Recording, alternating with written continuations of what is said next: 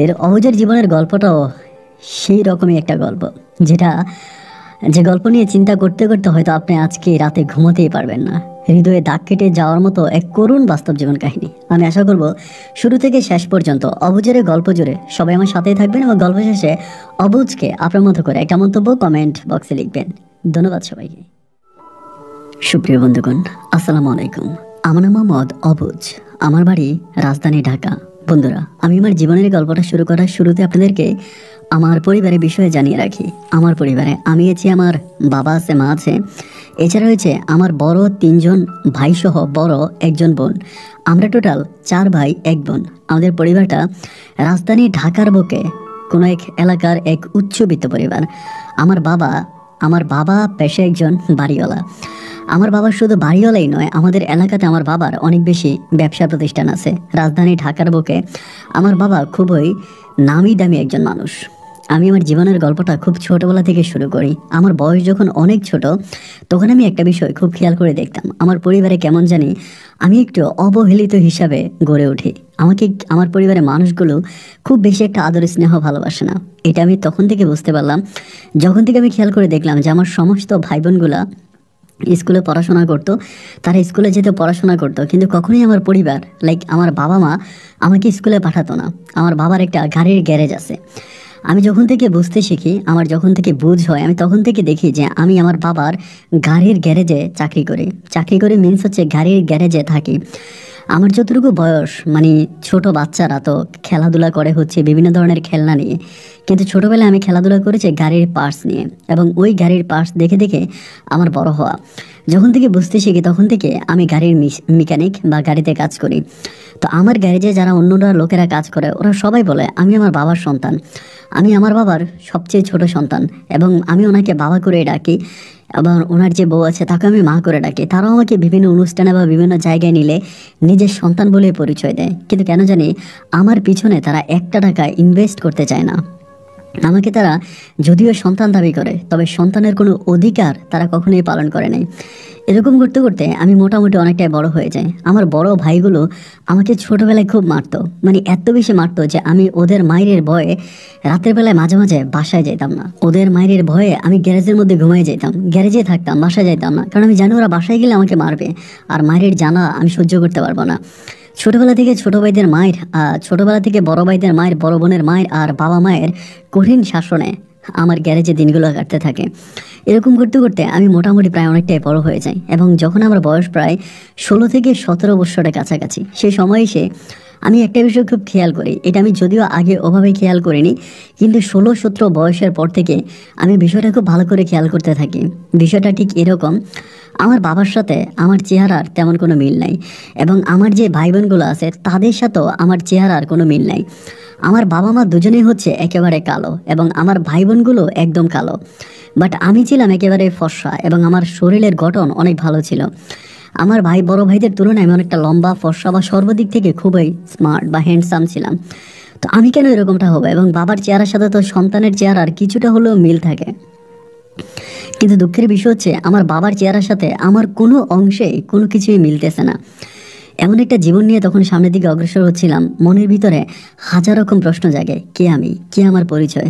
কোত্থেকে এসেছি আমি? এরকম প্রশ্নগুলো আমাকে যখন প্রতিনিয়ত প্রশ্নবিদ্ধ করতে থাকে, তখনই আমি আমাদের বাসার এক দারোয়ানের কাছে, দারোয়ান না, তিনি আমাদের পরিবারের একজন মানুষ বলা চলে। তিনি যদিও দারোয়ানে চাকরি করতেন, বাট আমাদের পারিবারিকভাবে তার খুব ভালো একটা সম্পৃক্ততা ছিল। তো ওই দারোয়ান কাকার কাছ থেকে আমি একটা জিনিস জানতে পারি, যেটা জানার পরে আমার কলিজাটা ফেটে যায়। আজকে আমার বাবার যে বিল্ডিং, 3 তলা যে বিল্ডিং আছে, ওই বিল্ডিংটা নাকি আজ থেকে বহু বছর আগে টিন সেট বাড়ি ছিল। আর ওই টিন সেট বাড়িতেই নাকি হঠাৎ করে একজন পুরুষ, একজন মহিলা এবং একটা ছোট্ট বাচ্চা এই ঘরের মধ্যে ভাড়া নেয়, টিন সেট বাসা ভাড়া নেয়। এবং ভাড়া নেওয়ার পরে তারা নাকি ভাড়া দিতে পারতেছিল না। স্বামী স্ত্রীর মাঝে তুমুল রকমের ঝগড়া হতো। ওই যে লোকটা ছিল সে হচ্ছে পেশায় ছিল রিক্সা ড্রাইভার, উনি রিক্সা চালাতো। বউয়ের সাথে তার সম্পর্কটা খুবই খারাপ ছিল, স্বামী স্ত্রী কেউ কাউকে সহ্য করতে পারতো না। একটা সময় স্ত্রীর সাথে ঝগড়া করে ওই পুরুষ লোকটা বাসা থেকে চলে যায়। দীর্ঘদিন যাবৎ পুরুষ লোকটা বাসায় আসে না। এই মহিলাটা তখন বিভিন্ন জায়গায় ছোট বাচ্চাটাকে নিয়ে বিভিন্ন জায়গায় এখানে সেখানে টুকিটাকি কাজ করে, কিন্তু কোথাও আসলে ওরকম কোনো ভালো কাজ পায় না। সবাই ওই মহিলাকে মানে মহিলার শরীরের দিকে তাকায় এবং বিভিন্ন জায়গায় নীরবে নির্যাতিত হওয়ার পরে ঘর ভাড়া দিতে না পেরে একদিন ওই ছোট বাচ্চাটাকে ঘরের মধ্যে রেখে এই মহিলা পালিয়ে যায়। মহিলা পালিয়ে গেলে পরে সারাদিন আর মহিলা ঘরে আসে না। যখন সন্ধ্যা নেমে আসে ওই ছোট বাচ্চাটা ঘরের ভিতরে চিৎকার করে কান্না করতে থাকে। আশেপাশের মানুষরা তখন ঘরের দরজা ভাঙে এবং ঘরের দরজা তালা ভেঙে ভিতরে ঢুকে দেখতে পায় যে একটা ছোট্ট বাচ্চা সারাদিন অনাহারে পায়খানা প্রস্রাব করে একদম খাটের মধ্যে গড়াগড়ি করতেছে। এমতো অবস্থায় কিছু মহিলা বাচ্চাটাকে কল পানি নিয়ে গোসল করায় এবং গোসল করানোর পরে বাড়িওয়ালাকে তখন বলে যে এই ঘটনা, এই ছোট বাচ্চাটাকে রেখে মহিলা এবং তার হাজবেন্ড দুজনে পালাইছে। এন্ড ওই মুহূর্তে বাড়িওয়ালা বাচ্চাটাকে দেখে খুব ফুটফুটে সুন্দর একটা বাচ্চা ছিল। বাড়িওয়ালা তখন এই বাচ্চাটাকে কোলে তুলে নেয় এবং একইভাবে বাড়িওয়ালার যে বউ ছিল সেও বাচ্চাটাকে কোলে তুলে নেয়। তাদের সন্তানের সাথে সাথে এই সন্তানটাকেও তারা বড় করে। আমি বড় হওয়ার পর বুঝতে পারলাম ওই সন্তানটা আর কেউ নয়, ওই ছোট্ট বাচ্চাটা আমি ছিলাম। এবং আমি ছোটোবেলা থেকেই মানে কোনো কিছু বুঝতাম না, একটু বোকা টোকা স্বভাবিক ছিলাম এবং আমার বাবা মা তেমন কিছু আমার মনে পড়তেছিল না, মানে এমন কিছু আমার স্মৃতি মেমোরিতে নাই।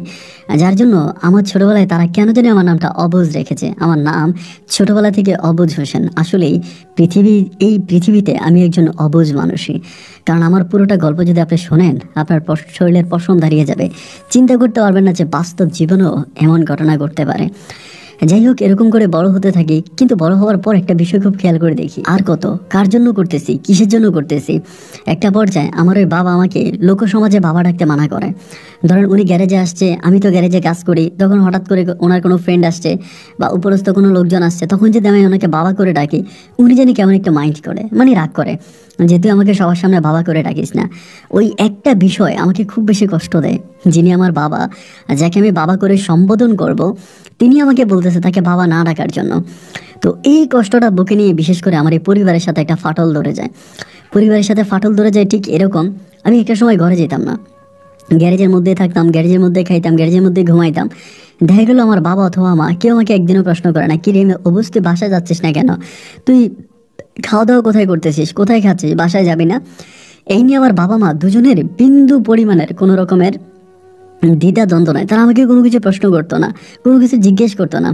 এক মর্মাহত, এক হৃদয় ভাঙা, এক কষ্টকর জীবন আমি তখন পার করতেছিলাম। এরকম করতে করতে করতে করতে একটা পর্যায়ে আমার হঠাৎ করে মনে হলো যেন আমি এই জমিনের একটা আগাছা, আমি এই পরিবারের একটা আপনার কাবাবে হাড্ডি হওয়ার মতো একটা অবস্থা। আমার কোনো মূল্য নেই পরিবারে নাই। দিনকে রাতকে দিন বানিয়ে আমি হাড়ভাঙা পরিশ্রম করে এই গ্যারেজটা শুধুমাত্র আমি ধরে রেখেছি। গ্যারেজের আয় ব্যয় থেকে শুরু করে আমি সব কিছু দেখাশোনা করি এবং প্রতি মাসে লক্ষ লক্ষ টাকা এই গ্যারেজ থেকে ইনকাম করে আমার বাবার হাতে তুলে দিই। কিন্তু সেই লোকটা কখনো আমাকে 10টা টাকা দেয় না। আমি একটা ছিঁড়ে গেঞ্জি পরলেও আমাকে বলেন একটা ভালো গেঞ্জি কিনে আন। অনেক সময় দেখা যায় যখন আর লজ্জায় বাঁচে না তখন আমার বলে 500 টাকা তুই নিয়ে যায়, 1000 টাকা তুই নিয়ে যায়। কিন্তু আমি একটা মানুষ যদি অন্য কোনো একটা গ্যারেজে এরকম করে চাকরি করতাম আমি ম্যাক্সিমাম 15,000 টাকা মাসে বেতন পাইতাম। অথচ আমার বাবা আজকে এতগুলো বছর ওনার গ্যারেজে আমি কাজ করি, কিন্তু কখনো উনি আমাকে 15 টাকাও বেতন দেয় নাই। রাগ এবং ক্ষোভের বশবর্তী হয়ে একটা পর্যায়ে আমি সিদ্ধান্ত নিলাম আমি এই গ্যারেজ থেকে চলে যাব। এবং আরেকটা কারণ আমার মনে আছে, আমার বড় বোন আসছিল, বড় বোনের ঘরে আপনার মেয়ে হয়েছিল, আমার বড় বোন ছিল, ওনার ঘরে মেয়ে হয়েছিল। তো মেয়ে হওয়ার পরে হসপিটাল থেকে বড় তখন বাসায় আসার পরে বাবাটা খুব ছোট ছিল। তো আমি তখন মানে খবর পেলাম যে বড় বাসায় আসছে, আমি তখন দৌড়ে বাসায় গেছি গ্যারেজ থেকে। তো আমার হাতে পায়ে ময়লা ছিল, এটা সত্য কথা। আমি ময়লা টলা আপনি বুঝেন তো, গাড়ির কালি বা গাড়ির কালো ধোয়া তেল এগুলো তো সহজে যায় না। এরপরও সাবান দিয়ে টুকিটাকি আমি ধুইছি। ধোয়ার পরে আমার ভাগ্নিটা দেখলাম খুব ছোট, তো আমি কোলে নিছি। তা কোলে নেওয়াতে ওর গায়ে একটু কালি লেগে গেছে, যেহেতু আমার গায়েটা আমার শরীর ময়লা ছিল, ওর শরীরে একটু মানে কাদা লাগছে, মানে আপনার কালি লাগছে।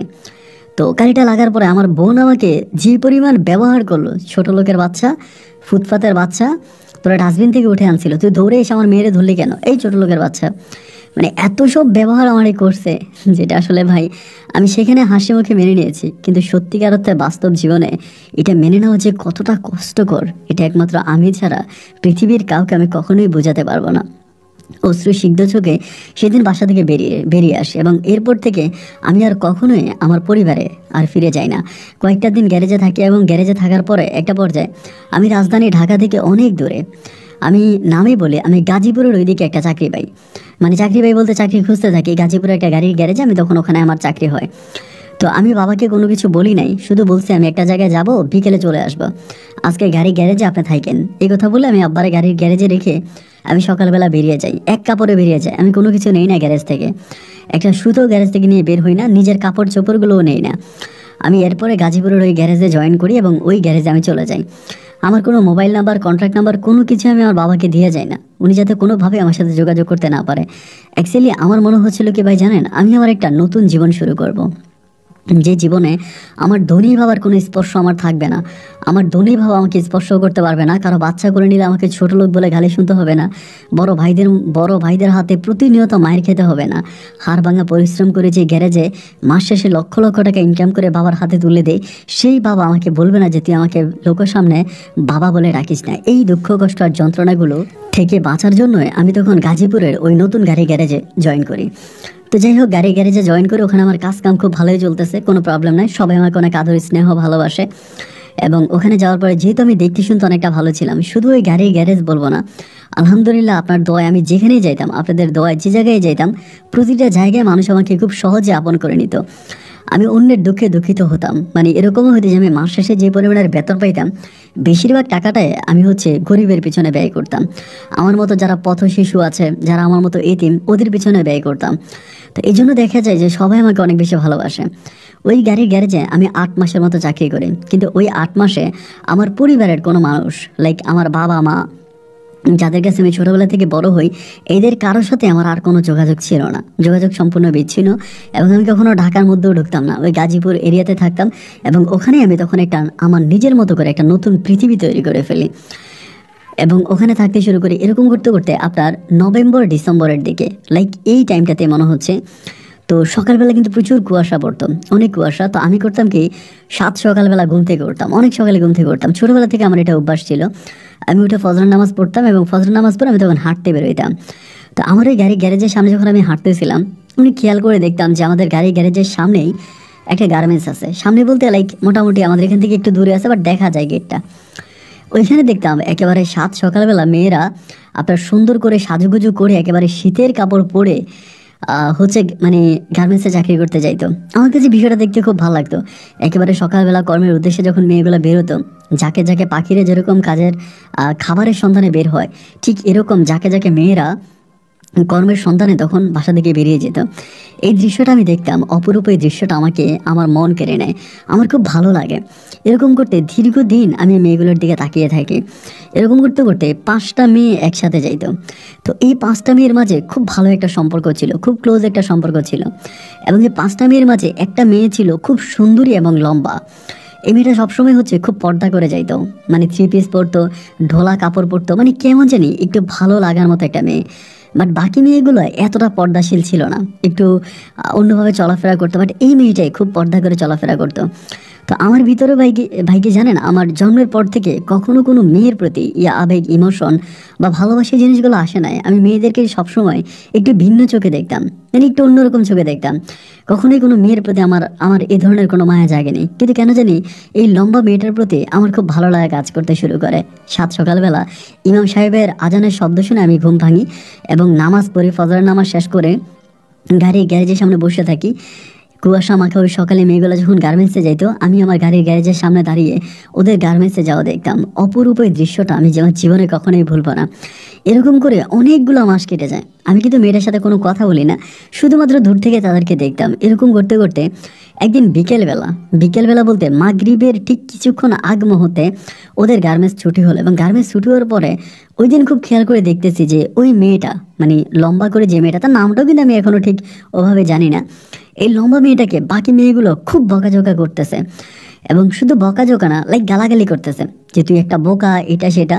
এবং লম্বা মেয়েটা ওড়না দিয়ে মুখ পেঁচিয়ে, মানে ওড়না দিয়ে মুখের মধ্যে ধরে 5 চোখের পানি মুছতে মুছতে কান্না করতে করতে যাচ্ছে।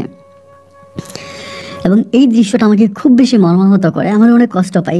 তো আমার একটা গাড়ির কাজ ছিল, আমি কাজটা আরেকজনকে ধরা দিয়ে মেয়েটার পিছনে পিছনে হাঁটতেছি, মানে ওই যে গ্রুপ বেঁধে সবাই যাচ্ছে, অ্যাকচুয়ালি যাচ্ছে কোথায় এটা খেয়াল করতেছি। তো এমন করতে করতে মেয়েগুলো ঢুকে গেল কোন দিকে জানে আমি খেয়াল করতে পারি না, কারণ সন্ধ্যা হয়ে গেছে। তো আর শীতকালে দেখবেন কি আপনার খুব তাড়াতাড়ি সন্ধ্যা হয়ে যায়। তো ওরা কোন দিকে ঢুকে গেল আমি দেখতে পাই নাই। এবং পরের দিন সকালবেলা ভোরে আমি গাড়ির গ্যারেজের সামনে দাঁড়াই আছি। তো ওই বাকি যে 5টা মেয়ে, ওরা মানে বাকি যে 4টা মেয়ে, ওই 4টা মেয়ে আসছে, কিন্তু ওই লম্বা মেয়েটা আসলো না। তো লম্বা মেয়েটা যেহেতু আসলো না, মানে আমার মনে প্রশ্ন জাগলো, কি আবার লম্বা মেয়েটা কই? তো ওই দিন মানে খুবই সকালবেলা, তো রাস্তাঘাটে খুব বেশি একটা মানুষ নাই, এই জন্য আমি গার্মেন্টসের মেয়েগুলোর সাথে কথা বললাম না। দেখা যায় কথা বলতে গেলে যদি অন্য কিছু ডাউট করে বসে, সন্দেহ করে বসে, বা আমাকে যদি মানে ইফট্রেজিং করে এরকম কিছু মনে করে, এই জন্য আমি কথা বলি নাই। তো ওই দিন আমি চুপচাপ ছিলাম, এবং মানে ওই সকালবেলা চুপচাপ ছিলাম। বিকেলবেলা যখন মেয়েগুলো আবার গার্মেন্টস থেকে ফিরতেছিল, আমি তখন তাদের সাথে কথা বলার জন্য চেষ্টা করি, বাট গার্মেন্টসে এত মেয়ে একসাথে ছিল, আমি কথা বলার সুযোগ পাই নাই। তো আমি তাদেরকে ফলো করে তারা আসলে কোথায় যায়, একটা পর্যায়ে আমি দেখলাম যে তারা একটা বাসার মধ্যে ঢুকলো, মানে একটা বাড়ির মধ্যে ঢুকলো। তো ওই বাড়ির যিনি মালিক, ওনার সাথে আমার একটা ভালো সম্পর্ক আছে। ওনার নাম হচ্ছে খায়ের ভাই, বাড়ির মালিক। খায়ের ভাইয়ের সাথে আমার খুব ভালো একটা সম্পর্ক। তো সন্ধ্যার সময়, মানে সন্ধ্যার পরে লাইক 8টার দিকে খায়ের ভাই মাঝে মাঝে আমার দোকানের সামনে আসে, আমার সাথে কথাবার্তা বলে। তা খায়ের ভাই আমার দোকানে আসছে, আইসা বলতেছে, ও কি ব্যাপার, ভালো আছো? আমি বললাম, খায়ের ভাই ভালো আছি, বসেন না, চা খাই। তো ওনারা বসালাম, বসে চায়ের অর্ডার দিলাম। পরে আমি বললাম যে, খায়ের ভাই, আপনার বাসায় কি গার্মেন্টস কর্মীরা থাকে নাকি? বলে, হ ভাই, একটা গার্মেন্টস পার্টি আছে, 5টা মেয়ে থাকে একটা বাসার মধ্যে। তাই আমি বললাম, 5টা মেয়ে থাকে, এদের সবাইকে আপনি চিনেন? বলে, হ, সবাইকেই চিনি, সবাই তার আইডি কার্ড দিয়ে এখানে চাকরি নিছে। পরে আমি বললাম, আচ্ছা ভালো কথা। তো ভাই, 5টা মেয়ের মাঝে এরকম এরকম একটা ঘটনা আমি গতকালকে দেখলাম এবং আজকেও দেখলাম। পরে বলেন, না, এটা ওদের মানে ওদের ব্যক্তিগত বিষয়, এগুলো তো আর আমি বলতে পারি না, আমি তো বাড়িওয়ালা, আমি তো আর এইসব বিষয়ে ওদের সাথে কথা বলি না। পরে আমি বললাম, আচ্ছা ভাই ঠিক আছে। আমি আর এই খায়ের ভাইয়ের সাথে কথা বাড়াইলাম না, যেহেতু খায়ের ভাই বিষয়টা স্কিপ করছে, আমিও বিষয়টা স্কিপ করার মতোই তখন আমি থেকে গেলাম। যাই হোক, এরকম করতে করতে আমি কি করলাম, একদিন মানে যখন মেয়েরা সবাই গার্মেন্টসের চলে যাওয়ার পরে সকালবেলা আপনার প্রায় 9টা বাজে, আমি নাস্তা টাস্তা শেষ করে খায়ের ভাইয়ের বাড়ির দিকে গেলাম। বাড়ির দিকে যাওয়ার পরে খায়ের ভাইয়ের ডাকতেছি, খায়ের ভাই, ও খায়ের ভাই, ডাকতেছি। দেখলাম যে না, খায়ের ভাই মানে বাসার মধ্যে নাই। এবং ওই মেয়েটার, যেহেতু উনি বাসায় নেই, আমি বাসায় যেতে পারবো না, মেয়েটার বাসায় যেতে অনেক বোনেরা আবার চলে আসছে। তার একদিন পরে সকালবেলা আমি দেখলাম যে এই মেয়েটা, মানে লম্বা করে যে মেয়েটা আছে, ওই মেয়েটা আমার গ্যারেজের সামনে দিয়ে যাচ্ছে। লাইক ঘড়ির সময় তখন প্রায় 9টা বা 10টার কাছাকাছি। ওই মুহূর্তে মেয়েটাকে দেখার পরে আমি যখন তার সাথে কথা বলার জন্য চেষ্টা করি, ডাক দেওয়ার পরে ও আমার দিকে ফিরেও তাকায় না, ওর মতো করে হেঁটে চলে যাচ্ছে। যখন হেঁটে চলে যাচ্ছে, আমি তখন তারা ফলো করতে থাকি, ও কোথায় যায়। দেখলাম যে মানে আমি তারা ফলো করি, সে মাইলের পর মাইল হাঁটতেছে, আমিও আমার গাড়ির গ্যারেজ বাদ দিয়ে ওকে অনুসরণ করতে শুরু করে, ও কোথায় যায়। এরকম করে 2টা গার্মেন্টসে ও গিয়েছে, 2টা গার্মেন্টসে হচ্ছে কর্ম খালি নাই, এরকম করে হচ্ছে সাইনবোর্ড লেখা আছে। 2টা গার্মেন্টস মানে ঘুরে দুপুরের দিকে মেয়েটা হাইটে হেঁটে চলে আসতেছে আবার বাসার দিকে। তো মেয়েটাকে দেখে আমি কিন্তু তারা ফলো করতেছি, আমি কিন্তু তার পিছনে হাঁটতেছি। একটা পর্যায়ে দেখলাম যে ভাই, মেয়েটা মনে হয় রাস্তার মধ্যে ঢুলে পড়ে যাবে, মানে এমন একটা অবস্থা যে হাঁটতে পারতেছে না, এবং ক্ষুধার্ত, খুবই ক্ষুধার্ত, একদম মুখ টুক শুকিয়ে গেছে। পরে আমি পিছন থেকে বললাম, বোন রে, আপনার কাছে অনুরোধ করি, আপনি আমার খারাপ মনে করেন না, আপনি একটু এখানে বসেন, আপনি ঢুলে পড়ে যাবেন, আপনি তো অনেক ক্লান্ত। এরপরে রাস্তার পাশে যে যাত্রী চাউনিগুলো আছে, ওইগুলোর মধ্যে মেয়েটা বসছে। বসার পরে কথা বলতে পারতেছে না, মানে খুবই ক্লান্ত। তারপরে আমারে বলে, আপনি আমারে ফলো করেনি কেন, আপনি আমার সাথে কথা বলতে চান কেন? আমি বললাম, কিছু মনে করবেন না, আমি কি আপনার জন্য একটু মানে ঠান্ডা কিছু নিয়ে আসবো? আপনি তো মনে হয় গলা শুকিয়ে এখনই মরে যাবেন। তা কিছু বলতেছে না, নিচে দিয়ে তাকে আছে। আমি ভাই 2টা পাউরুটি আর হচ্ছে আপনার একটা ছোট ঠান্ডা নিয়ে আসছে, মানে কোল্ড ড্রিঙ্কস নিয়ে আসছে। আনার পর ওর হাতে দেওয়া মাত্র সবগুলো মনে হলো যেন 1 সেকেন্ডের মধ্যে খেয়ে ফেলছে, এমন একটা অবস্থা, মানে খুবই ক্ষুধার্ত। প্রেম বললাম, ভাত খাবেন? বলো, হ, খাবো। তাই হোটেল নিয়ে গেলাম। আমার মনে হয় সে 2 দিনের ক্ষুধার্ত ভাই, মনে হয় 2 দিন খাবার খায় না, একদম গপ গপ গপ গপ করে অনেকগুলো খাবার খাইলাম। এবং খাবার খাওয়ার পরে আমি বললাম, আপনার নাম কি? বলে, আমার নাম ফারহানা। তাই আমি বললাম, ফারহানা, মানে কিছু মনে করবেন না, আপনি তো জানেন আমি আপনাদের গার্মেন্টসের সামনে যে একটা গ্যারেজ আছে, ওইটাতে চাকরি করি, গাড়ি গ্যারেজ। পরে বলে, হ, আপনার মাঝে মাঝে দেখি আপনি গাড়ি গ্যারেজে চাকরি করেন, আর আপনি আমাদেরকে খুব ফলো করেন। আমি বললাম, না, আমি আপনাদেরকে ফলো করি না, আমি শুধু আপনারাই ফলো করি। তা বলে, আমারে কেন ফলো করেন? আমি বললাম, আচ্ছা ঠিক আছে, ওইটা না হয় পরে বলি আপনি কেন ফলো করি, কিন্তু আমি আপনার কাছ থেকে একটা সত্য কথা জানতে চাই, আমি আশা করি আপনি আমাকে সত্যি জবাবটাই দিবেন। তো আমার বলে, ঠিক আছে, বলেন কি? আমি বললাম, আচ্ছা, আপনারা 5টা মেয়ে সবসময় একসাথে গার্মেন্টসে যাইতেন, এবং দীর্ঘ মাস ধরে আমি দেখে আসি আপনার গার্মেন্টসে যাচ্ছেন, গার্মেন্টস থেকে আসতেছেন। হঠাৎ করে একদিন বিকেলবেলা দেখলাম যে সব মেয়ে আপনার সাথে খুব দুর্ব্যবহার করতেছে, খারাপ ব্যবহার করতেছে, এবং এরপর থেকে আপনার ওই গার্মেন্টসে যাচ্ছেন না। কি হয়েছে আমাকে একটু যদি বলতেন। মেয়েটা আমাকে বলতেছে, মানে আমার গার্মেন্টস থেকে চাকরি চলে গেছে, আমি এই জন্য গার্মেন্টসে যাচ্ছি না। পরে আমি বললাম, ঠিক আছে, আপনার গার্মেন্টসে চাকরি চলে গেছে, আপনি এই জন্য যাচ্ছেন না, কিন্তু চলে গেল কেন? মানে আপনি কি কাজ করতে পারেন না? বলে সবই পারি, কেন চাকরিটা চলে গেছে এটা আমি আপনার কাছে বলতে পারবো না। আমি তখন বললাম, আপনি আমাকে এখনো খারাপ মানুষ মনে করেন? আপনি আমাকে এখনো আপনার শত্রু মনে করেন? আপনি আমার সাথে কথা বলতে পারবেন না? দেখেন, এই শহরটা বড় বড় আজব। এই শহরে আসলে কেউ কারো নাই। এই শহরে আপন বলতে কেউ নেই। প্রতিটা মানুষ আপনাকে ঠকাবে, আপনাকে ধোকা দেবে, আপনার সাথে প্রতারণা করবে এবং সুযোগ বুঝে কোপ মারবে। আপনি আমার কাছে আপনি সত্য কথাটা বলেন, এভাবে রাস্তার মধ্যে ঘুরে ঘুরে চাকরি খুঁজলে আপনি খুব বিপদে পড়ে যাবেন। কেন ওই গার্মেন্টস থেকে আপনার চাকরি চলে গেছে যদি আমাকে একটু বলতেন। পরে বলতেছে, ওই দিন আমার নাইট ডিউটি ছিল, আমি নাইট ডিউটি করি নাই, এই জন্য চাকরি চলে গেছে। আমি তখন বললাম, তো আপনার নাইট ডিউটি থাকলে আপনি নাইট ডিউটি করলেন না কেন? নাইট ডিউটি করতেন। বলে, নাইট ডিউটি করলে সমস্যা আছে ওই গার্মেন্টসে। আমি তখন বললাম যে নাইট ডিউটি করলে সমস্যা, কী সমস্যা? পরে বলে, নাইট ডিউটি করলে সুপারভাইজারের সাথে মাঝে মাঝে শোয়া লাগে। আমি বললাম, মানি? বলে, হ্যাঁ, সুপারভাইজার মাঝে মাঝে আসে, ধরে টাইনে রুমের মধ্যে নিয়ে যায় এবং অনেক ধরনের কথাবার্তা। আমি বললাম, কি বলেন আপনি? বলে, হ্যাঁ সত্যি, আর এগুলো আমার ভালো লাগে না। অন্য কোনো একটা পরপুরুষ আমার গায়ে হাত দিবে, আমার হাত ধরে টানাটানি করবে, সুযোগ বুঝে আমাকে ওটা করবে, এটা আমার ভালো লাগে না, এই জন্য আমি নাইট করি না। এবং আমি নাইট না করার কারণে আমার চাকরিটা চলে গেছে। আমি বললাম, মানে মেয়েটা আমাকে বলতেছে আমি না খেয়ে মরে যাব, প্রয়োজনে ট্রেনের নিচে মাথা দিয়ে দুই টুকরো হয়ে যাব, পেটের খিদা সহ্য করতে না পারলে ছুরি দিয়ে পেটের নাড়ি বুড়ি বের করে ফেলবো, কিন্তু তারপরও আমার নিজের শরীর আমি অন্য কোনো পরপুরুষকে দিব না। আমি মেয়েটার কথা শুনে কেমন জানি একটা সতী নারীর সন্ধান আমার কাছে মনে আমি পেলাম। এই সময় এসে এরকম মেয়ে পাওয়া তো খুব ভাগ্যের বিষয়। মেয়েটা তো আসলে এরকম হয় না। পরে আমি বললাম, ফারহানা কিছু মনে করবেন না, মানে আপনি কি আমাকে আপনার বন্ধু মনে করতে পারেন? লাইক ধরেন আপনার বন্ধু আপনাকে একটু হেল্প করতে চায়। পরে আমাকে বলে, দেখেন আপনি মানুষ হিসেবে খুব ভালো, মানুষ হিসেবে যে আপনি খুব খারাপ তা না, কারণ আপনি আমার সাথে অনেকক্ষণ ধরে আছেন, আমাকে ভাত খাওয়াইছেন, আমাকে ঠান্ডা খাওয়াইছেন, পরোটি খাওয়াইছেন, তো আমার খুব ভালো লাগছে, কিন্তু কেন আপনি আমার বন্ধু হতে চান? আমি বললাম, আমি আপনাকে সত্যিটাই বলি, বর্তমান সময়ে এই সময় এসে এরকম সতী নারী বা নিজের ইজ্জত বাঁচানোর জন্য একটা মেয়ে এভাবে ফাইট করতে পারে, মানে এরকম মেয়ে না আপনাকে না দেখলে আমি কখনো বিশ্বাস করতাম না। তো আমি আপনার কাছে অনুরোধ করতেছি, আমি আপনার একজন ভালো বন্ধু হিসাবে বা শুভাকাঙ্ক্ষী হিসাবে আপনার সাথে থাকতে চাই, এবং আপনি যদি কিছু না মনে করেন আর কি, আপনার যদি চাকরি হয় আপনি আমার টাকা ফিরিয়ে দিয়েন, আপনি আপাতত আমার কাছ থেকে 10,000 টাকা নিয়ে যান, আপনার যখন চাকরি হবে আপনি আমাকে দিয়ে দেন, বন্ধু হিসাবে আপনাকে আমি টাকাটা দিলাম। পরে আমাকে বলতেছে যে না না না, আমি এটা নিব না। আমি বললাম, দেখেন আপনার যখন চাকরি হবে আপনি আমাকে তখন দিয়ে দেন, আমি জানি আপনার খাওয়া দাওয়া হচ্ছে না। বলে, হ্যাঁ, আমার চাকরি চলে যাওয়ার পরে ওই মেয়েরা আর আমরা খাওয়ায় না, ওরা আগে ওদের মেস আমার খাওয়াইতো, এখন আমি টাকা দিতে পারি না বলে আমাকে মেসে খাওয়ায় না। আমি বললাম, ঠিক আছে, আপনি আমার কাছ থেকে এই টাকাটা নিয়ে যান এবং আপনার চাকরি হলে পর আপনি দিয়ে দিন। খুব জোরাজোরি করলাম, নিতে চাই না, অনেক জোরাজোরি করে একটা সময় তার ব্যাগে আমি টাকাটা ঢুকিয়ে দিলাম। তো এই টাকাটা ঢুকিয়ে দিলাম ওর হাতে। আপনার ওই সময় একটা বাটন সিস্টেম মোবাইল ফোন ছিল, আর সে সময় দেখা যায় একটা বাটন মোবাইলের অনেক দাম আছে। তো এইটা দেখার পর আমার কাছে একটু অবাক লাগলো যে আমি কিন্তু ওই সময় ফোন ইউজ করি না, বুঝেন। পরে আমি বললাম যে তোমার হাতে এই মোবাইলটা কেন, এটা কোত্থেকে আসছে? পরে বলে, আমার মা এটা আমাকে বাড়ি থেকে দিয়ে দিয়েছে, আমি যাতে বিপদে বলে আমার সাথে যোগাযোগ করি। তাই আমি বললাম, তুমি মোবাইল ব্যবহার করো? বলে, হ্যাঁ। মানে আমার কাছে এই বিষয়টা একটু কেমন জানি সন্দেহজনক মনে হলো আর কি। তো যাই হোক, তারপরও আমি আর বিষয়টা সামনের দিকে নিলাম না। মেয়েটা তখন আমার কাছ থেকে বিদায় নিয়ে চলে গেল ওর বাসায়, এবং বাসায় চলে যাওয়ার পরে আমি ওর সাথে মাঝে মাঝে কথা বলি চাকরি হয়েছে বা চাকরির বিষয়ে। আবার আমাদের এই দোকানের মধ্যে ল্যান্ডফোন আছে, তা আমি আবার ফোন দিয়ে ওর মোবাইলে কল করি, আবার ওর মোবাইলে ওর সাথে কথা বলি। তো এরকম করতে করতে ওর সাথে আমার মোটামুটি একটা ভালো সম্পর্ক তৈরি হয়ে যায়। এভাবেই দীর্ঘদিন সময় অতিবাহিত হয়ে যাওয়ার পরে মেয়েটা তখন একটা চাকরি পায়। একটা চাকরি পায় বলতে একটা রেস্টুরেন্টে চাকরি পায়। মেয়েটাও দেখতে শুনতে অনেকটা ভালো ছিল, অনেক সুন্দর ছিল। একটা রেস্টুরেন্ট লাইক আবাসিক হোটেলের মতো ওইরকম একটা হোটেলেও চাকরি পায়, রিসেপশনে বসে। তো আমি বললাম যে এই কাজটা তো আপনার ওইটার চেয়ে আরও বেশি রিস্কি। বলে, না, এখানে যে মেয়েগুলো আছে ওরা খুবই ভালো, এবং আমি এও শুনছি যে এটা অবাক হয়ে গেছি যে মেয়েটা পড়াশোনাও করছে, মানে ফারহানা মোটামুটি পড়াশোনাও করা এবং শিক্ষিত একটা মেয়ে। তার বাড়ি রাজধানী ঢাকার পাশাপাশি কোনো একটা জেলায়। তো এরপরে তার সাথে এরকম করে আমার সম্পর্কটা হলো। তো দেন আমি তার সাথে অলওয়েজ কথাবার্তা বলতাম, এবং শুক্রবারে দুজনে মিলে ঘুরতে যাইতাম। দুজনের মাঝে মানে বলা বা না বলার মাঝে একটা ভালো সম্পর্ক তৈরি হয়ে গেল, এবং যে সম্পর্কটা এতটাই মধুর হয়ে গেল যে আমার ওরা ছাড়া ভালো লাগে না, এবং ও আমাকে ছাড়া কোনো কিছু ভালো লাগে না।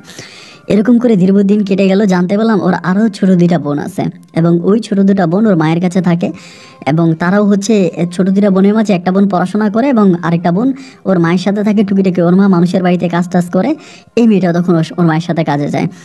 এমন করে আসলে ইচ্ছায় বা অনিচ্ছায়, মুখে প্রকাশ করি বা না করি, একটা সময় ফারহানার সাথে কিন্তু আমার একটা প্রেমের সম্পর্ক হয়ে যায়, ভালোবাসার সম্পর্ক। এরকম করে সময়গুলো কাটতে কাটতে রমজান মাস তখন আসে। এবং রমজান আসলে পরে ও তখন বলে কি যে রমজান মাসে কিন্তু মানে খুব বেশি ডিউটি থাকে ওদের, ওর ওই ইয়াতে ও ডিউটি করে, আমিও ডিউটি করি। তো দেন দেখা গেল রমজান মাসের কিছুদিন আগে হঠাৎ করে ওদের কারখানা বন্ধ হয়ে গেল, মানে হোটেল বন্ধ হয়ে গেল। একইভাবে আমিও, আমার তখন বলতেছে যে ওস ভাই আমাদের বাড়িতে চলেন। মানে ও কিন্তু আমার সম্বন্ধে সব কিছু জানতো। প্র্যাকটিক্যালি আমার বাবা নাই, মা নাই, বা যাদের কাছে বড় হয়েছে তাদের কাছে আমি যাই না, মানে আমার জীবনে ঘটে যাওয়া অনাকাঙ্ক্ষিত সমস্ত ঘটনাগুলো সাক্ষী কিন্তু ও নিজেই। পরে আমারে বলে যে আমার সাথে এবার চলেন, আমাদের বাড়িতে রমজানের ঈদটা করবেন। আমি তখন বললাম যে আসলে আমি তো কখনো ওরকমভাবে কখনো ঈদ পালন করি নাই। দেখা যায় ঈদের সময় আমি আমাদের দোকানে কাজ করতাম। তো আমারে বলে প্লিজ আপনি আমার সাথে চলেন, আপনি যদি আমার সাথে যান তাহলে কিন্তু আমি খুব খুশি হব এবং আমার মাও খুব খুশি হবে। পরে আমি বললাম আচ্ছা ঠিক আছে তাহলে যাওয়া যায়। পরে আমি ওর সাথে ওদের বাড়িতে গেলাম, মানে ওদের বাড়িতে গেলাম। যাওয়ার পরে আমি যাওয়ার সময় অনেক শপিং করে নিয়ে গেছি। ওর দুইটা বোন ছিল, দুইটা বোনের জন্য, ওর মায়ের জন্য অনেক কেনাকাটা করছি। মানে আমার যতটুকু সামর্থ্য ছিল আর কি, সামর্থ্য ছিল মনে হয় একটু বেশি করে ফেলেছি। অনেক কেনাকাটা করলাম, দেন হচ্ছে ওদের বাড়িতে গেলাম। ওর মা আমাকে খুব ভালোভাবে আদর করলো। সত্যি কথা বলতে গেলে কি আপন ভাই, আমার কাছে মনে হলো যে এই প্রথম কোনো একটা মানুষ আমাকে এতটা ভালোবাসলো। জন্মের পর থেকে যাকে মা ডেকেছে আমি তার কাছ থেকে এরকম ভালোবাসা পাই নাই। তার কাছ থেকেও অনেক অবহেলা, অনেক অনেক ঘৃণা পেয়েছি। কিন্তু এই মহিলাটা আমাকে এমনভাবে বুকে জড়িয়ে ধরলো, মনে হলো যেন এই বুঝে আমি আমার মায়ের সন্ধান পেয়ে গেলাম। খুব বেশি ভালোবাসলো। এবং ঈদের দিন সকালবেলা পাঞ্জাবি পরে ওদের গ্রামের মানুষদের সাথে নামাজ পড়ার জন্য গেলাম। তো ওই গ্রামটা অনেক ভালো ছিল, কেউ আমাকে তেমন কিছু প্রশ্ন করে নাই যে কে আমি, কোত্থেকে আসছি বা আমার পরিচয় কি, এরকম কোনো কিছু আমাকে প্রশ্ন করে নাই। খুব সোজা সাপটাভাবে গেছি এবং সবাই মোটামুটি আমাকে খুব ভালোভাবেই গ্রহণ করেছে। তো আমি মানে ঈদের নামাজে গেছি, নামাজ পড়ে আসলাম, বাসায় আসছি, বড় ওরা আমার সেমাই রান্না করে সেমাই খাইলাম। তো বিকেলবেলা ওর বন্ধুদের সাথে ওদের এরিয়ার মধ্যে ঘুরতে গেলাম, মানে ঘোরার মতো কিছু জায়গা আছে, এগুলোর মধ্যে দুইটা ছোটো বোনের নিয়ে ঘুরলাম। আমি টোটাল 3 দিন ওদের পরিবারে ছিলাম। তো 3 দিন থাকা অবস্থায় একটা বিষয় আমি খুব খেয়াল করলাম ভাই, ওদের যে ঘরটা, মানে ওদের এই ঘরটা মানে ওদের বাড়ির কোণার ভিতরে, মানে একদম কর্নারে, এবং ওদের বাড়ির সামনে একটা বিশাল অট্টালিকা আছে, দোতলা একটা বাড়ি আছে এবং দেখার মতো একটা বাড়ি, একদম রাজকীয় একটা বাড়ি। এবং ওই বাড়ির সামনে একটা গাড়িও পার্ক করা। তো আমি বললাম যে এই বাড়িটা কার? বলে এটা আমার চাচার বাড়ি। আমি বললাম তোমার চাচা? মানে বলে আমার আপন চাচা, আমার আব্বুর ছোট ভাই। আমার আব্বুর 2টা ছোট ভাই, একজন মারা গেছে আর আরেকজন আছে উনি বেলজিয়াম থাকে, ওইটা হচ্ছে আমার ওই চাচুর বাড়ি।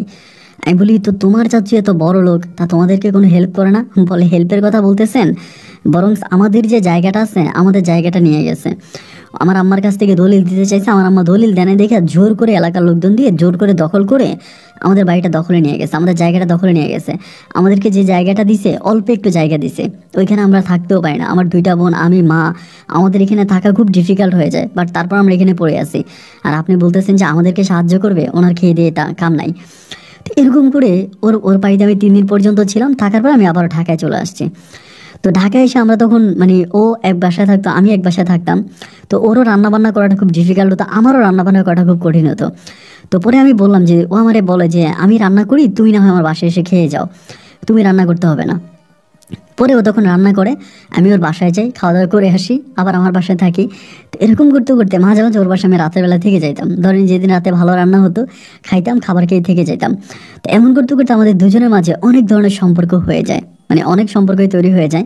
এবং একটা সময় আমার কেন জানি নিজেকে একটু অপরাধী মনে হয় যে আমি আজ একজন মুসলিম ছেলে এবং বিয়েবিহীন আমি এই ধরনের কাজগুলো করতেছি, খুব খারাপ লাগে।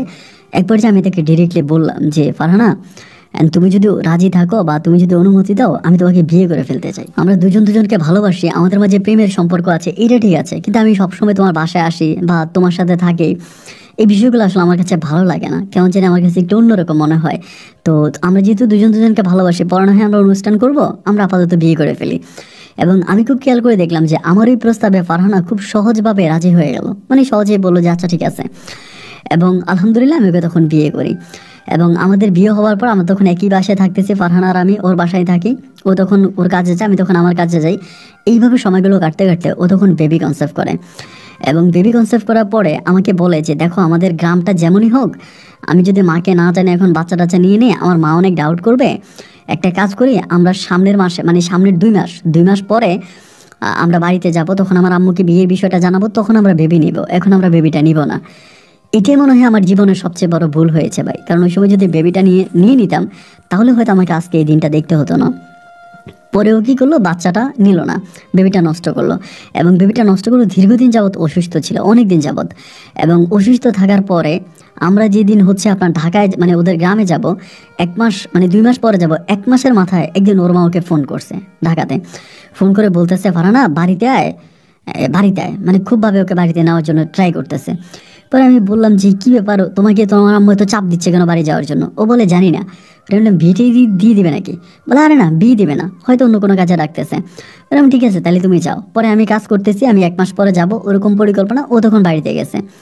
কিন্তু বাড়িতে যাওয়ার পরে আমি ওর সাথে ফোনে কথাবার্তা বলি। ফোনে কথাবার্তা বলার পরে ও আমাকে বলে ওর চাচা যে ছিল আর কি, মানে ওর চাচা ওর চাচার নাম হচ্ছে আসলাম, মানে আসলাম চাচা ওরে বাড়িতে নিয়ে গেছে, মানে ওদের বাড়িতে আসছে।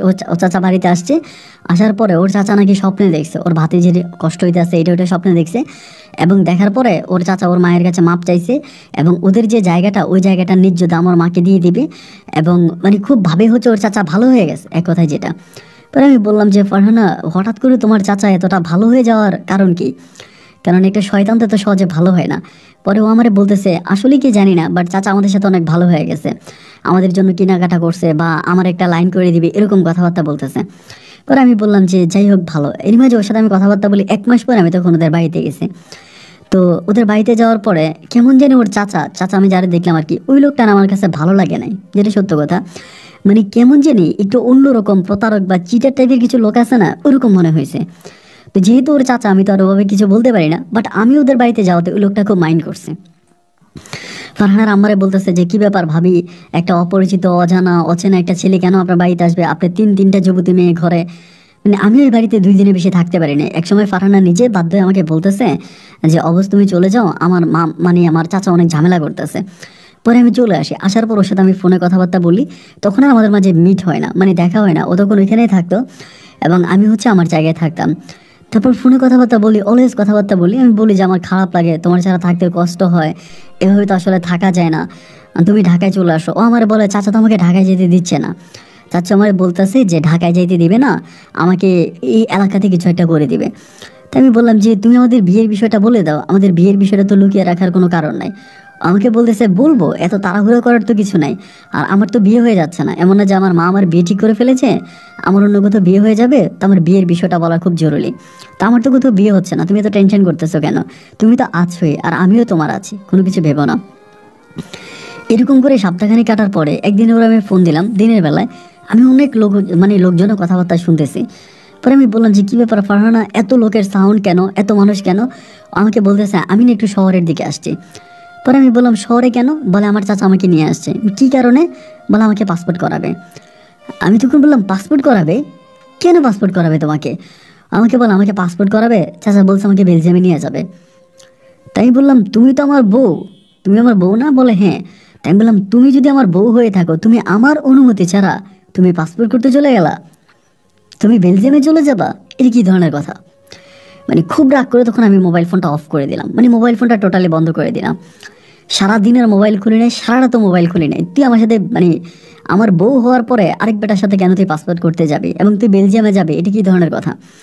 সারাদিন সারারাত মোবাইলটা বন্ধ। পরের দিন আমি গ্যারেজে কাজ করতেছি, দেখি যে 10টার দিকেও চলে আসছে, মানে গ্রাম থেকে চলে আসছে। আইসা গ্যারেজের সামনে দাঁড়ায় কান্না করতেছে। আমি ওর দিকে তাকাই না। পরে আমার গ্যারেজের বাকি যে পোলাপাইনগুলো আছে সবাই তো জানে যে ও আমার ও আমার গার্লফ্রেন্ড বা ও আমার বউ, এটা সবাই জানে। পরে আমার বলে ভাই কান্না করতেছে, এরকম করেন না। পরে দেখলাম যে না দাঁড়াই আছে, জিনিসটাও খারাপ দেখা যাইতেছে, না কাছে গেছি, যাই বললাম এখানে আসছো কেন? এই মানুষগুলোর সামনে আমার পা ধরে ফেলছে, মানে যারা যারা আছে সবার সামনে। আমি তখন বললাম রাস্তার মধ্যে পা ধরতেছো কেন, ছাড়ছি। পরে আমি তারা বললাম বাসায় চলো, বাসায় নিয়ে গেছি। বাসায় যাওয়ার পরে ওর কান্না থামতেছে না। কান্না করতেছো কেন? পরে আমার বলে তুমি জানো আমি যা কিছু করতেছি তোমার আমার ভালোর জন্য করতেছি, তুমি কেন বুঝো না? আমাদের ভালোর জন্য তুমি কি করতেছো? আমার বলে তুমি গ্যারেজে চাকরি করো, কয় টাকা মাস শেষে বেতন পাও? এবং আমি আমি আগে গার্মেন্টসে চাকরি করতাম, এখন হোটেলে চাকরি করি। তা আমিও তো ওরকম ভালো কোনো বেতন পাই না, আমার ছোট 2টা বোন আছে, তোমার তো একটা ভবিষ্যৎ আছে। তা আমি যদি কোনোভাবে চাচ্ছি আমাকে বেলজিয়ামে নিতে পারে, এবং বেলজিয়াম ইউরোপের খুব ভালো একটা দেশ, আমি ওখানে যেতে পারলে আমি তোমাকে সাথে করে নিয়ে যাব, মানে অথবা আমি গিয়ে ওখানে সেটেল হয়ে তারপর তোমাকে নিয়ে যাব। আর আমাকে তো পর কোনো মানুষ নিচ্ছে না, উনি আমার বাবা, হিসাব করলে আমার বাবার রক্ত ওনার শরীরে আছে, উনি আমাকে নিয়ে যাচ্ছে। সো তোমার তো এখানে টেনশন করার কিছু নাই, তুমি কেন মন খারাপ করতেছো? আমি বললাম, ফারহানা, আমার কাছে বিষয়টা ভালো মনে মানে আমার কাছে বিষয়টা ভালো মনে হচ্ছে না যে তোমার চাচা কেন এত এক্সাইটেড হয়ে তোমাকে নিয়ে যাবে বা তোমাকে নিয়ে যাওয়ার পিছনে কারণটা কি। মানে বিভিন্ন বিষয় তখন আমার মাথায় খুব সন্দেহ লাগতেছে আর কি। ও আমারে বলে, তুমি প্লিজ আমার চাচাকে নিয়ে অ্যাটলিস্ট উল্টাপাল্টা কথা বলো না, আমার কাছে আমার চাচা যে আমার বাবাও সেই। পরে আমারে বলতেছে যে দেখো, আমাদের ভবিষ্যতের কথা মাথায় রেখে হলেও তুমি রাজি হয়ে যাও, প্লিজ তুমি রাজি হয়ে যাও। আমাদের ভবিষ্যতের কথাটা মাথায় রেখে তুমি রাজি হয়ে যাও। একটা সময় দেখবা যে আমাদের বাচ্চা কাচ্চা হবে, লাইক আমরা ইউরোপে সেটেল হবো। তুমি কি চাও না আমি ইউরোপে যাই, তুমি পরে যাবা, আমরা দুজনে একসাথে থাকবো। ইউরোপের বেলজিয়ামের মতো এত বড় একটা দেশে আমরা লাইফ লিড করবো, আমরা থাকবো। এটি কি আমাদের জন্য অনেক বড় একটা পাওয়া পাওয়া না? আমি বললাম, হ্যাঁ তোমার কথা ঠিক আছে, কিন্তু তুমি যদি ওখানে গিয়ে আমাকে ভুলে যাও। আমার বলে, আরে ভুলবো কেন, আমি তো যাচ্ছি তোমার জন্য, আর যার জন্য যাবো আমি তাকেই ভুলে যাব? এরকম করে আমাকে জড়াই ধরলো, অনেক আদর করলো সেদিন, এবং সারাদিনও আমার সাথে ছিল। বিকালের কিছুক্ষণ আগে পরে বলে যে আমি চলে যাই, কারণ চাচা যদি বাড়িতে এসে আমাকে না দেখে খুব ঝামেলা করবে। পরে ও তখন চলে গেছে। এরকম করতে করতে একটা সময় ওর তখন ভিসা প্রসেসিং হয়ে যায়, বেলজিয়ামে চলে যাবে। এখানে অনেকগুলো মাস কেটে যায়। আবার ও মাঝে মাঝে আসতো, আমার সাথে থাকতো, আবার চলে যেত, মাঝে মাঝে আসতো। এবং একটা সময় তখন চলে যাবে, এবং আমাকে বলে যে আমি ঢাকা এয়ারপোর্টে যাব। আমি বললাম, তোমার চাচার সাথে আমাকে পরিচয় করাই দাও, আমরা বিয়ে করছি এটা বলো। ও বলে, না এখন বিয়ে করছি এগুলো কইলে হয়তো আমার ভিসা হবে না, এগুলো বললে হলে এগুলো বলে ফেলে হয়তো চাচা আমাকে বিদেশে নিবে না।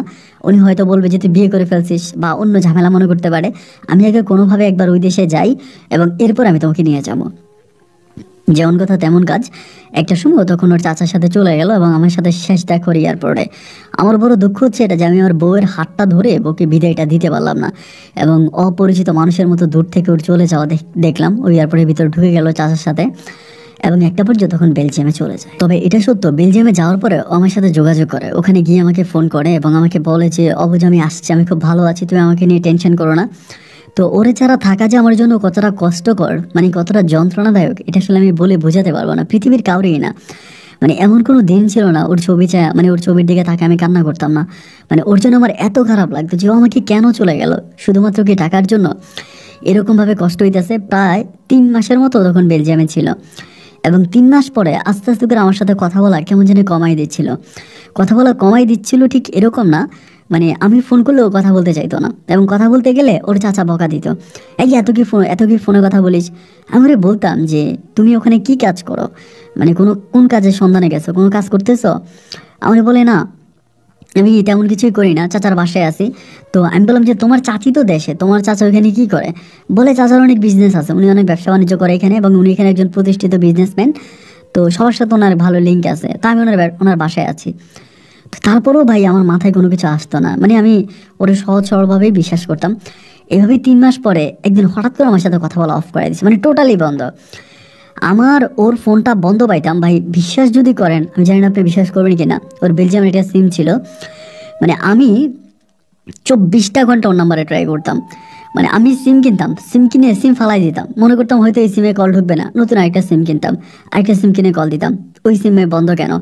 এবং এয়ারপোর্টে গিয়ে দাঁড়ায় থাকতাম, বিভিন্ন লোকদেরকে জিজ্ঞেস করতাম যে ভাই ইউরোপের ফ্লাইট কটা, ইউরোপের ফ্লাইটগুলো কখন হয় এবং কখন ইউরোপের ফ্লাইটগুলো যায়। আমি ওই বিমানগুলোর দিকে তাকায় থাকতাম, অপলক দৃষ্টিতে ওগুলোকে তাকায় তাকায় কান্না করতাম যে আমার সামর্থ্য থাকলে বা সাধ্য থাকলে আমি এই বিমানে করে চলে যেতাম, বেলজিয়াম চলে যেতাম। এরকম করে প্রায় দীর্ঘ অনেকগুলো মাস ও আমার সাথে কোনো যোগাযোগ করে না, আমার সাথে টোটালি কোনো যোগাযোগ নাই, টোটালি কোনো যোগাযোগ নাই, কোনো কথাবার্তা নাই। আমার কষ্ট তখন আমি পৃথিবীর কাউরে বুঝাইতে পারবো না। নাম্বার বন্ধ, বাড়িতে যাই, বাড়িতে গিয়ে ওর মাকে বলে, ওর মাও সেম কথা বলে, আমার সাথে কোনো যোগাযোগ নাই, আমার সাথে কোনো কথাবার্তা নাই। আমি বলি ওর চাচা কোথায়? বলো ওর চাচা ওখানে। তো বললাম ওর চাচার সাথে যোগাযোগ নেই, বলে না ওর চাচাও আমাদের সাথে কথা বলে না। তো আমি পরিপূর্ণভাবে বুঝে গেলাম যে ও একটা চক্রের মধ্যে পড়ে গেছে, ফারহানা মোটামুটি ওর চাচার একটা কঠিন চক্রের মধ্যেও পড়ে গেছে। এবং এইটাতে সর্বোপরি ওর চাচিও কিন্তু ওকে হেল্প করতেছে, ওর চাচাকে হেল্প করতেছে, চাচিও চাচ্ছে যে এরকম কিছু একটা ঘটক।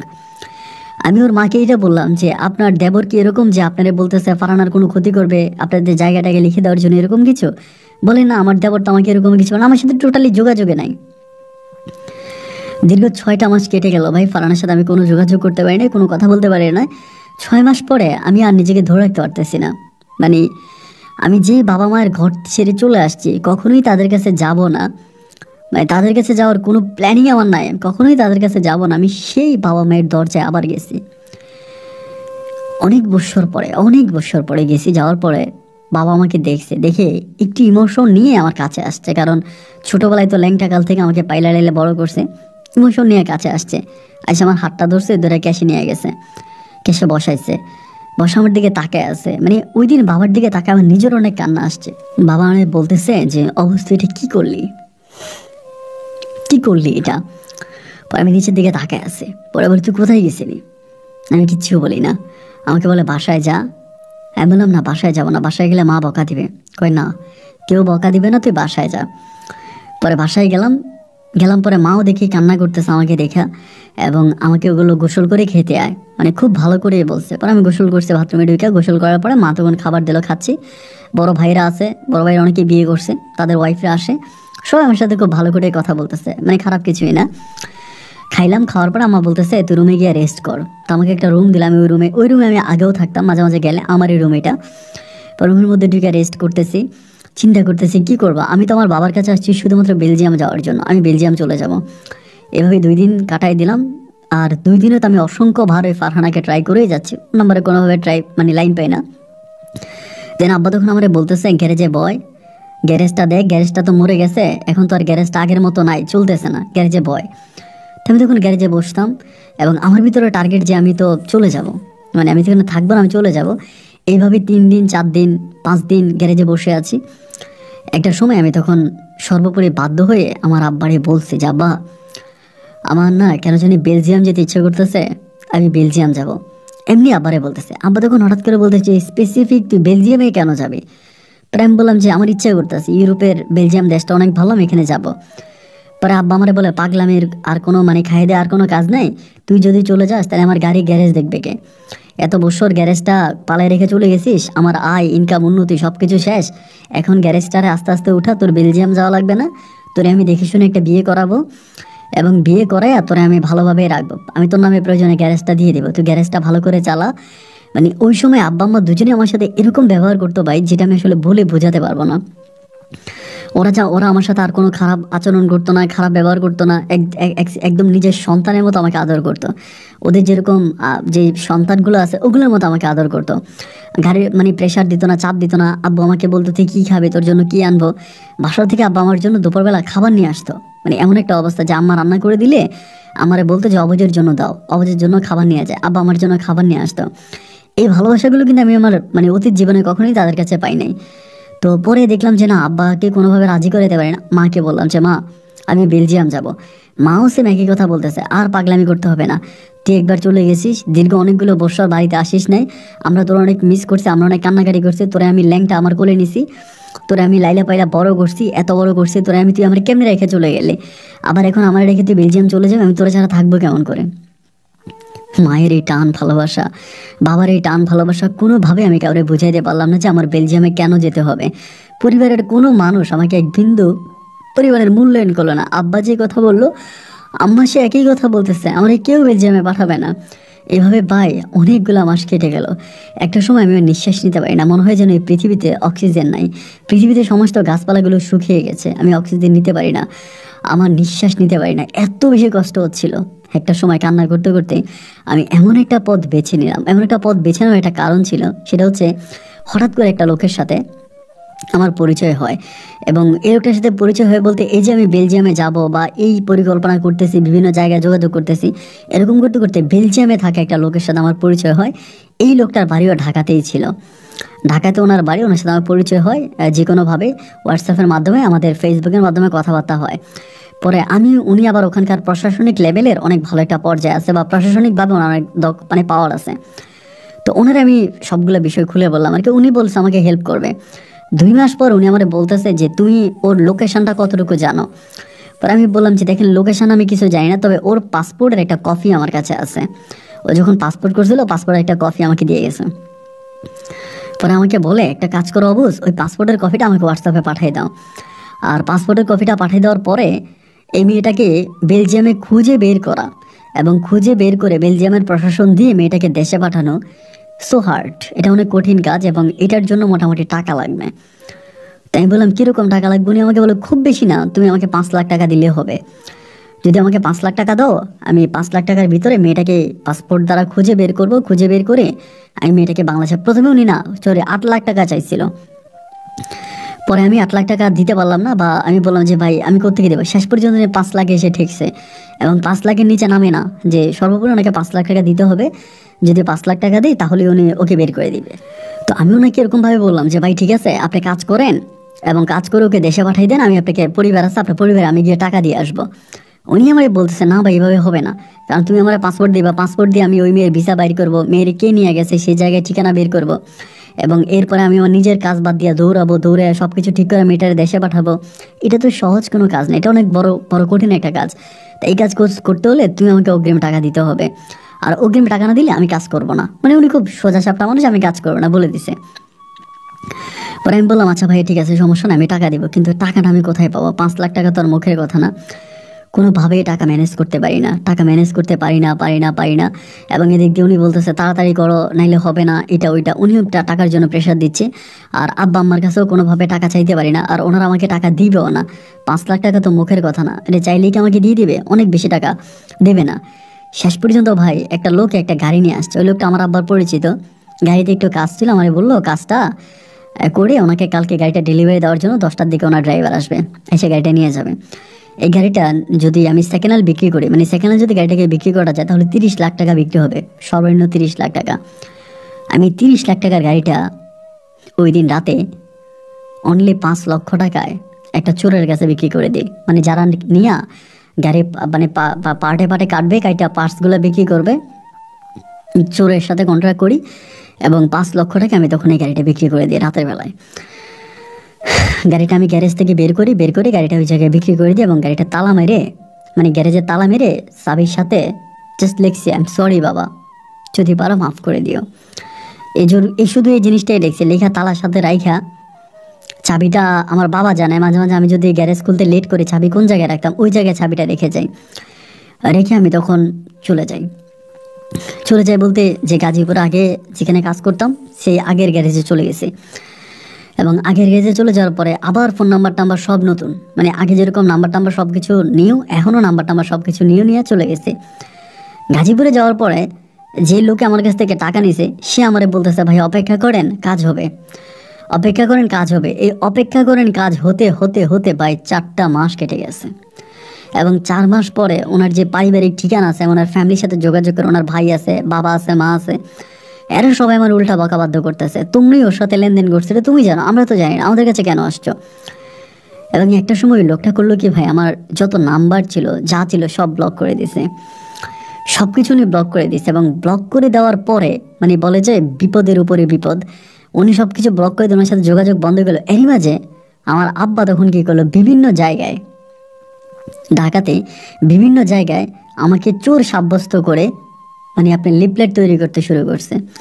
আপনার যে লোকাল পত্রিকাগুলোর মধ্যে পর্যন্ত আমার ছবি দিয়ে দিছে যে আমার গাড়ির গ্যারেজ থেকে গাড়ি নিয়ে পালাইছে, মানে চোর আমার ঠিকানা চাচ্ছে। যে গ্যারেজে চাকরি করতাম ওই গ্যারেজের লোকেরা তখন এই লিফলেটগুলো এনে আমাকে দেখাইতেছে, কি ভাই আপনি কোন গ্যারেজের গাড়ি বিক্রি করে আসছেন, মালিক তো আপনাকে খুঁজতেছে। মুহূর্তের মধ্যে আমার তখন এই গাজীপুরে যে গ্যারেজে চাকরি করতাম ওই গ্যারেজের চাকরিটা চলে গেল। বাইরে ভাই বিপদের কথা আর কি বলবো, মানে বলে বোঝাতে পারবো না, যেদিকে তাকাচ্ছি সেদিকে অন্ধকার, আলোর কোনো স্পর্শ দেখতে পারছি না। আল্লাহকে বারবার বলে যে আল্লাহ নিঃশ্বাসটা কেন নেও না, কেন বাঁচায় রাখছো, আর কত কষ্ট দিবা, আর কত কষ্ট দিলে আল্লাহ মানে বাইচা থাকবো। এরকমভাবে পরে দেখলাম যে বাংলাদেশে থাকার কোনো ওয়ে আমার নাই, মানে আমি বাংলাদেশে কোনোভাবেই থাকতে পারতেছি না, মানে আমার থাকার মতো কোনো পরিস্থিতি নাই। এবং এরই মাঝে আরেকটা কথা বলে রাখি, এটা হচ্ছে আমি কিন্তু পাসপোর্ট করে ফেলছি, মানে আমার গ্যারেজের থেকে টাকা নিয়ে আমি পাসপোর্ট করে ফেলছি। আমি পাসপোর্ট বানাইছি যে আমি দেশের বাইরে চলে যাব, বা ওই যে বেলজিয়ামে যাওয়ার প্ল্যানিংয়ের আগে আমি পাসপোর্ট তৈরি করছি। পরে দেখলাম যে কোনোভাবে আমি মানে আমার ওই যেভাবে লিফলাইট দেওয়া শুরু করছে আমি কোনো কিছু করতে পারতেছি না। এই সময় হঠাৎ করে একজন ইন্ডিয়ান দালালের সাথে কন্ট্রাক্ট করে একটা ইন্ডিয়ান ভিসা বাইর করি, ট্যুরিস্ট ভিসা বাইর করি ইন্ডিয়ার একটা দালালের সাথে কন্ট্রাক্টের উপরে ট্যুরিস্ট ভিসা বের করি। এবং ট্যুরিস্ট ভিসা ইন্ডিয়ার বের হওয়ার পর আমি তখন এই ট্যুরিস্ট ভিসা ইন্ডিয়া ঢুকে যাই। তো ইন্ডিয়া ঢুকে যাওয়ার পরে আমি যেহেতু দেখতে শুনতে ভালো ছিলাম, বিভিন্ন কাজের সন্ধান করতে থাকি। এখানে অনেক ঘটনা আছে, ওইগুলো বললে হয়তো অনেক লম্বা হয়ে যাবে, আমি শর্ট করে বলি যে অনেক প্রসেস করে আমি ইন্ডিয়াতে ঢুকি, এবং ঢোকার পরে আমি তখন কাজের সন্ধান করতে থাকি, কোনো কাজের সন্ধান পাই কিনা। এরকম করতে করতে ভাগ্য, এরকম একটা ভাগ্য, আমার বউ যেরকম হচ্ছে বাংলাদেশের একটা আবাসিক হোটেলে চাকরি করতো রিসিপশনে, এরকম আমি একটা চাকরি পেয়ে যাই, এবং চাকরিটা খুব মানে অমায়িকভাবে পাই। আমি একটা মানে ওইখানেরই একটা কলকাতার একটা হোটেলে বসে আছি, একটা লোক আরেকটা লোকের সাথে ঝগড়া করতেছে, যেই আপনি বললেন যে আমার রিসিপশনে আপনি ছেলে দিলেন না কেন, আমি তো এরকম একটা হ্যান্ডসাম ছিলাম, আমার দরকার, ছেলেটাকে দেখে আমার ভালো লাগছিল, এরকম ছেলে হইলে মানে ভালো, আর কথা বলতেছে যে উনি বলছে একটা লোক দিতে পারতেছে না। সেখানে আমি তখন ওই লোকটার সাথে কথাবার্তা বলি, তো ওনারে বললাম যে আপনার হোটেলে আমাকে চাকরি দিতে পারেন? তো উনি বলে আপনি তো ট্যুরিস্ট ভিসা, আমার 6 মাসের ভিসা লাগছে, যে আপনি তো 6 মাসের ভিসা, এখন আপনি কিভাবে থাকবেন আমারে বলতেছে। আমি বললাম যে প্রয়োজন আমি ভিসা মেয়াদ বাড়াবো, আমি থাকবো, আপনি আমাকে চাকরি দেন। মানে আল্লাহর কি হুকুম আর কি, মিরাক্কেল ভাবে তখন এই লোকটা আমাকে তার হোটেলে চাকরি দিল। লোক বলতে তিনি ম্যানেজার আর কি। পরে আমাকে ওনার ওই হোটেলে রিসেপশনে চাকরি দিল, পরে আমি রিসেপশনে চাকরি করতেছি। তো মানে এরপরে যে ঘটনাগুলো ঘটতেছে, এগুলো আমার কাছে কেন জানি মনে হয় যে এগুলো মনে হয় আল্লাহ ঘটাইতেছে, মানে এমনভাবে জিনিসগুলো ঘটতেছে লাইক বলার মতো না। আমি টোটালি 2 থেকে আড়াই মাসের মতো ওইখানে থাকি, ওই হোটেলে থাকি, আবাসিক হোটেলে থাকি, হোটেল বয়ের মতো লাইক। এই 2-2.5 মাস পরে একদিন হঠাৎ করে প্রায় আপনার 55 থেকে 60 বছরের এরকমই, 50 বা 55 এরকমই হবে, একজন মহিলা, জানা হচ্ছে ম্যারি, এই ম্যারি মহিলাটা আমাদের হোটেলে উঠছে, মানে উনি একজন অ্যাজ এ টুরিস্ট হিসাবে আসছে। পরে আমারই বলতেছে যে উনি আবার মোটামুটি টুকিটাকি বাংলাও একটু একটু বলতে পারতো, অত ক্লিয়ার না, বাট একটু একটু বলতে পারে। পরে আমারে বলতেছে যে এখানে হোটেলে কোনো গাইড আছে কিনা, উনি একজন ভালো গাইড খুঁজতেছে, উনি ঘুরতে যাবে, উনি ফরেনিয়ার, বিদেশি, উনি ঘুরতে যাবে আপনার কাশ্মীরে, ওনাকে একটা ভালো গাইড দেওয়ার জন্য। পরে আমি বললাম যে এরকম ভাবে তো কেউ নাই, আর আমিও নতুন, আচ্ছা ঠিক আছে আমি খুঁজবো। এভাবে উনি কয়েকদিন থাকে আমাদের হোটেলে, আমি ওনাকে খুব ভালো সার্ভ করি, মানে উনি যাচ্ছে, ওনাকে খাওয়াইতেছে, পড়াইতেছে, উনি যখন যেটা বলতেছে, এবং আমার সাথে ওনার সম্পর্কটা খুবই ক্লোজ হয়ে যায়। একেবারে যে উনি আমাকে বলে যে তুমি আমার সাথে চলো, তুমি আমার সাথে কাশ্মীরে চলো, আমার সাথে চলো, আমি তোমাকে অনেক টাকা বেতন দিব, মানে অনেক টাকা দিব তোমাকে আমি। তারপর আমার মাথার মধ্যে আসলো কি ভাই জানেন, আমার ভিসার মেয়াদ তো শেষ, আমি 6 মাসের ভিসা লাগে আসছি, প্রায় 4 মাস শেষ, আমি থাকবো আর 2 মাস, 2 মাস পর আমাকে এমনিও চলে যেতে হবে, এবং 2 মাস পরে আমার এই হোটেলে থাকতে পারবো না, ভিসার মেয়াদ শেষ হয়ে গেলে তো আমাকে আর রাখবে না।